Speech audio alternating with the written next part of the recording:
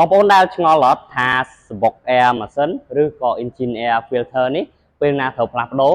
ចង់ដឹងតាមដានទស្សនាវីដេអូមួយនេះពីដើមរហូតដល់ចប់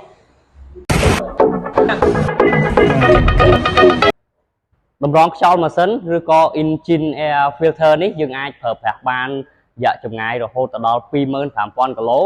ទៅ 50,000 គីឡូឬក៏គិតជាឆ្នាំអាចប្រើប្រាស់ចន្លោះពី1ឆ្នាំទៅ1ឆ្នាំកន្លះមួយវិញទៀតបងប្អូនអាចឆែកមើលគុណភាពរបស់ air ម៉ាស៊ីនជាក់ស្ដែងទៅតាមស្ថានភាពនៃការប្រើប្រាស់របស់បងប្អូនឧទាហរណ៍ថាបងប្អូនប្រើប្រាស់នៅក្នុងផ្លូវក្នុងក្រុងអត់សូវមានដីអត់សូវមានធូលីអីតងជាប់នៅក្នុង air ម៉ាស៊ីននេះនឹងបងប្អូនអាចប្រើប្រាស់បានរយៈចម្ងាយពី 25,000 គីឡូទៅ 50,000 គីឡូមួយវិញទៀតបើសិនជាបងប្អូនប្រើប្រាស់នៅស្ថានភាពផ្លូវដែលមានផ្លូវហុយឬក៏ចុះទៅតាមខេត្តច្រើនឬក៏ផ្លូវដែលមានភក់មានទឹកបងប្អូនអាច